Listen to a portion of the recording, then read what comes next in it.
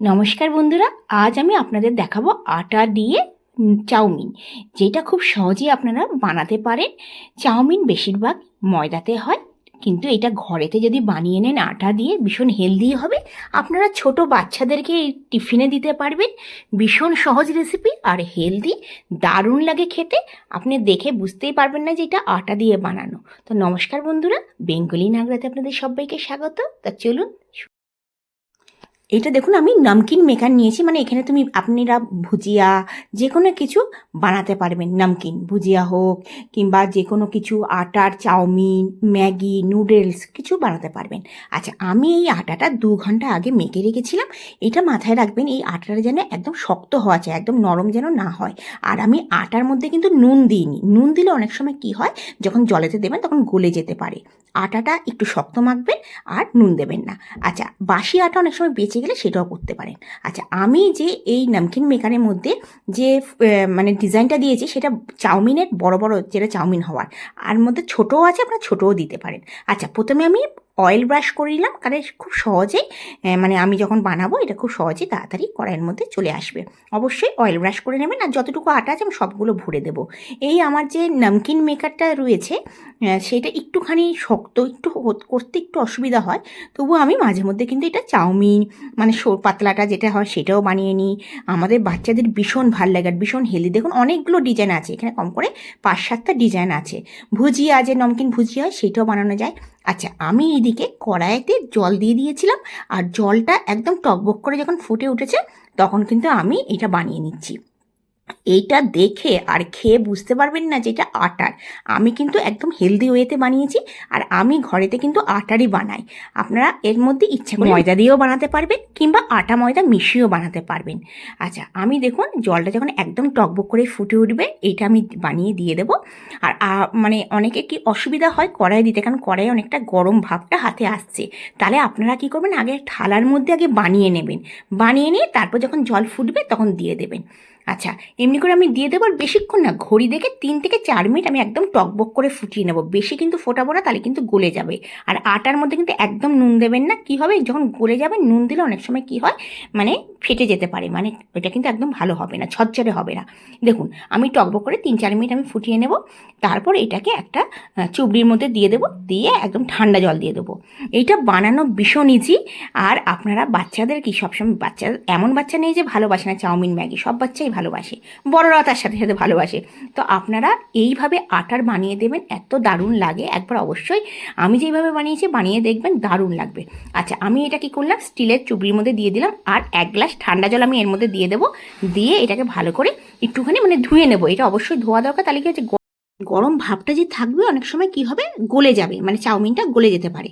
আচ্ছা, আমি এটাকে ভালো করে ধুয়ে নিলাম, আর একটুখানি ফ্যানের নিচে মানে ইয়ে করে দেবো, রেখে দেবো, যাতে এটা শুকিয়ে যায়। আর পারলে ওর মধ্যে 2-3 চামচ রিফাইন অয়েল আপনারা দিয়ে দিতে পারেন। আচ্ছা, এদিকে আমি ওদিকে ফ্যানের নিচে আমি রেখে দিয়েছি। এদিকে আমি ফ্রাই প্যান নিয়ে নিয়েছি, রিফাইন অয়েল দিয়ে দিয়েছি 4 চামচ।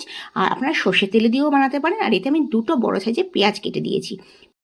পেঁয়াজ কেটে দিয়েছি, আর 10 থেকে 20 সেকেন্ড আমি এই পেঁয়াজটাকে আগে ফ্রাই করে নেবো। একটুখানি জাস্ট কাঁচা ভাবটা চলে যাবে, তারপর আমি 4-5টা কাঁচা লঙ্কা কুচিয়ে দিয়ে দিয়েছি। আপনারা অবশ্যই কাঁচা লঙ্কা দেবেন, আর যদি বাচ্চারা পছন্দ না করে তা কাঁচা লঙ্কা স্কিপ করে দেবেন। আপনারা এর মধ্যে একটু চিলি ফ্লেক্সও দিতে পারেন। আচ্ছা, পেঁয়াজ আর কাঁচা লঙ্কাটাকে আমি নেড়ে চেড়ে নেবো। আচ্ছা, চাউমিন যেরকম হয় আপনারা বাকি সবজি এর মধ্যে দিতে পারেন, শিমলা মির্চ, গাজর। আমি সিম্পল আজ আলু আর মটর দিয়ে বানাবো। একবার আমি যেইভাবে বানাচ্ছি একবার বানিয়ে দেখবেন, দারুণ লাগবে। আচ্ছা, আমি একটা বড় সাইজের টমেটো কেটে নিয়েছি, মাঝখান থেকে বীজটা ফেলে দিয়ে টমেটোটা দিয়ে দিলাম। আপনাদের পছন্দ না হলে আপনারা স্কিপ করতে পারেন। আচ্ছা, টমেটোটা দিয়ে এবার নাড়াচাড়া করব। এবার আমি একটা বড় সাইজের আলু ছোটো ছোটো করে কেটে নিয়েছি। আপনাদের আলুর পছন্দ না হলে আপনি স্কিপ করে দিতে পারেন। আচ্ছা, এর মধ্যে আলু আমি দিয়ে দিলাম। আলু দিয়ে এবার আমি আলুটা কিন্তু 2 থেকে 3 মিনিট একটু লো ফ্লেমে ফ্রাই করে নেবো, যাতে আলুটা কী হবে, কাঁচা ভাবটা চলে যাবে আর একটু সেদ্ধ হয়ে যাবে। আলুটা সেদ্ধ হয়ে যাওয়ার পর আমি ফ্রোজেন মটরশুঁটি দিয়েছি। এখন তো গরমকাল, মটরশুঁটিতে পাওয়া যায় না। আমি ধরুন 1 কাপের মতন মটরশুঁটি দিয়ে দিলাম। এই মটরশুঁটিটা দিলে দারুণ লাগে। একবার আলু আর মটরশুঁটি দিয়ে বানান। আর আপনারা যদি ডিম পছন্দ করেন, ডিমটাও ফাটিয়ে প্রথমে অমলেটের মতন করে, ভুজিয়া মতন করে নিয়ে আপনারা ডিম দিয়ে দেবেন। আচ্ছা, আমি আরেকটুখানি মটরশুঁটি দিলাম। মটরশুঁটিটা ভীষণ ভালো লাগে, আমাদের ছেলেরা ভীষণ ভালোবাসে। আপনারা অবশ্যই মটরশুঁটিটা দেবেন। আর এটা ফ্রোজেনওয়ালা মটরশুঁটি, খুব চটজলদি তৈরি হয়ে যায়। আচ্ছা, এরপর আমি কি করব, 1 চামচ দিয়ে দেবো নুডলস মশলা। আপনারা নুডলস মশলার জায়গায় ম্যাগি মশলাও দিতে পারেন, পাস্তা মশলাও দিতে পারেন, কিচেন কিং, গরম মশলা যেটাও দিতে পারেন। আমি নুডলস মশলা দিলাম, আর 1/2 চামচ দিলাম কাশ্মীরি মির্চ, আর একটু করে চিলি ফ্লেক্স দিলাম। একটু হালকা ঝাল লাগবে, ভাল লাগবে খেতে। সব কিছু দিয়ে আমি নাড়াচাড়া করে নেবো। গ্যাসের ফ্লেম কিন্তু লো টু মিডিয়াম রাখবো, একদমই হাই করবো না। তারপর আমি দিয়ে দেবো এর মধ্যে টমেটোর সস, 2 চামচের মতন টমেটো সস দিলাম। কালো সসটা আছে সেটা একদম হাফ ঢাকনা মতন দিলাম, বেশি দিলাম না। টমেটো সসটা বেশি দিয়েছি, ধরুন 2 চামচ। আর এই কালো সসটা দিয়েছি, মানে সোয়া সসটা দিয়েছি আমি 1 চামচ। আচ্ছা, দিয়ে আপনারা এছাড়া চিলি সস দিতে পারেন, গ্রিন চিলি সস দিতে পারেন। আমি এবার নাড়াচাড়া করে নেব। আমি আর কিছু দেবো না, শুধু টমেটো সস আর সোয়া সসটা দিলাম, দিয়ে একদম নাড়াচাড়া করে নেব। এই প্রসেসে বানিয়ে দেখবেন, দারুণ লাগবে, একবার অবশ্যই বানিয়ে দেখুন। আচ্ছা, এবার আমি কি করব, মানে পুরো আলুটা হয়ে গেছে আর মটরশুঁটিটা হয়ে গেছে, ফ্রোজেন মটরশুঁটি খুব তাড়াতাড়ি হয়ে যায়।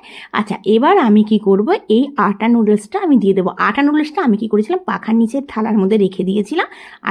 আপনারা ইচ্ছা করলে আটা চাউমিনের মধ্যে, মানে আমি যখন সর্ষের মানে রিফাইন অয়েল 2 চামচ দিয়ে দিলাম, তখন কিন্তু আপনারা ওর মধ্যে একটু করে নুনও দিয়ে দিতে পারেন। নুনটা আমি কিন্তু তখন আর দিইনি, নুনটা কিন্তু আমি পরে দিয়ে দিলাম। যখন আমি কাশ্মীরি মির্চ দিয়েছি তখনই সব নুন টুন দিয়ে দিয়েছি। আচ্ছা, এবার আমি এতে কিন্তু হলুদ দিইনি, এটা মাথায় রাখবেন, চাউমিনে কিন্তু আমি হলুদ দেবো না। এবার দেখুন, একদম লো টু মিডিয়াম ফ্লেমে 5 থেকে 7 মিনিট আমি একদম নাড়াচাড়া করে নেব। দেখুন কি দারুণ লাগছে দেখতে, মানে দেখেই খেতে ইচ্ছে হচ্ছে। একবার অবশ্যই বানিয়ে দেখুন, কেউ বলবে না যে এটা আপনার ঘরেতে বানানো।